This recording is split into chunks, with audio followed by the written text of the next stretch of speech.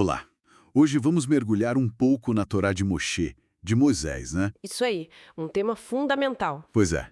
E as fontes que a gente analisou, elas descrevem a Torá não só como um conjunto de regras, mas como uma instrução divina mesmo.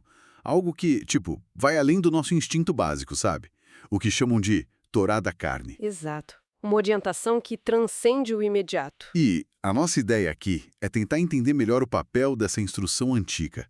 E por que ela ainda seria relevante segundo esses textos, claro. Qual a função dela hoje, né? Isso. Vamos começar pensando assim.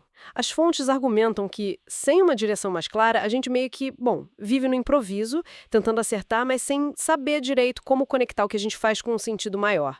Fica faltando um norte, digamos assim. Exatamente. E aí que entraria a instrução de Moshe, como um guia, um mapa mesmo, do que fazer, do que não fazer, um caminho para, como as fontes colocam, para se moldar como um ser de luz. Uma transformação guiada. Mas o que é exatamente essa Torá? Olhando para as fontes, elas definem como a instrução escrita, que teria sido dada por Deus, né, através de Moisés. Registrada lá nos 5 primeiros livros da Bíblia, o Pentateuco. E tem de tudo ali, mandamentos, que são as mitzvot, estatutos, leis, cerimoniais, morais, civis. É bastante coisa. Citam até Êxodo, né? Conforme o teor destas palavras, fiz aliança contigo. Sim, essa base da aliança é importante. E por vir de Deus é chamada de santificada. A origem dá esse peso. Ok. E aí vem a pergunta inevitável que as fontes também discutem. Essa instrução ainda está valendo? Pois é, essa é a grande questão.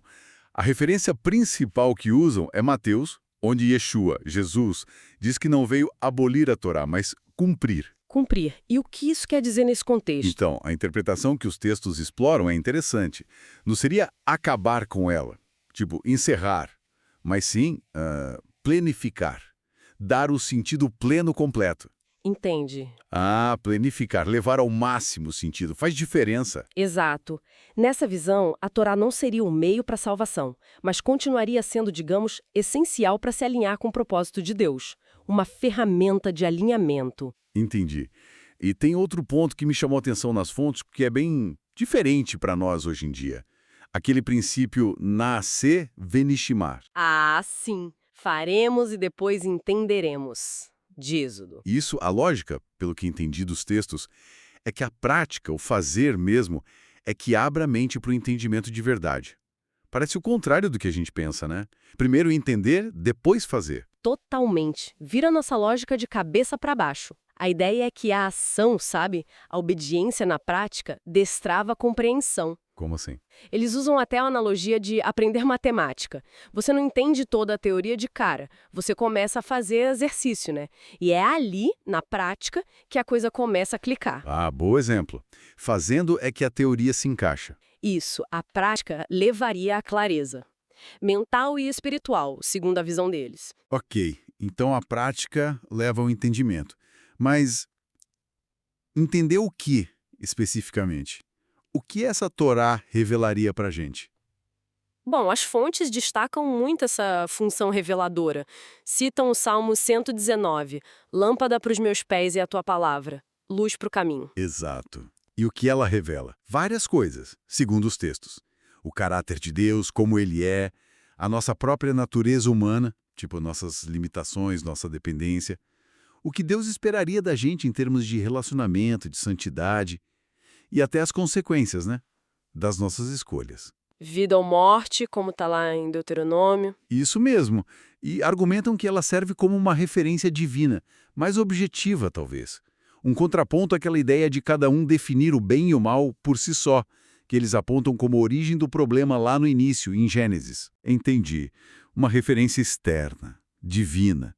E além de revelar, qual seria a função principal, então? Parece que é guiar a gente para um propósito, né? Isso, perfeito. A função central que as fontes apontam é essa, conduzir ao propósito divino. Usam Deuteronômio como exemplo. O que é que o Senhor teu Deus pede de ti, senão que temas, andes nos seus caminhos, o ames, sirvas. Um chamado à ação e relacionamento. Exatamente. E detalham como a Torá tenta orientar, todas as áreas da vida: justiça, sociedade, a família, o trabalho, a fé, claro, mas até descanso, alimentação, tudo entra. Nossa, bem abrangente. A ideia não seria limitar, mas sim formar. Organizar a vida para que ela funcione bem dentro desse propósito maior de Deus. É formativa. E para quem tudo isso se aplica? Foi dado a Israel, certo? Mas as fontes falam de algo mais amplo. Sim, essa perspectiva de universalidade aparece bastante.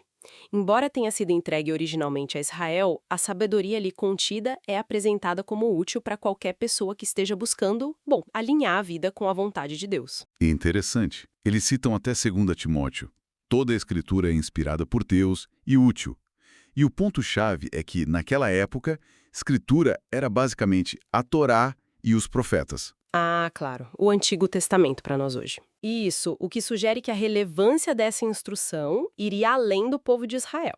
Ok, então, para a gente amarrar o que a gente viu nas fontes, a Torá de Moshe é apresentada como essa instrução divina escrita que, manteria sua relevância.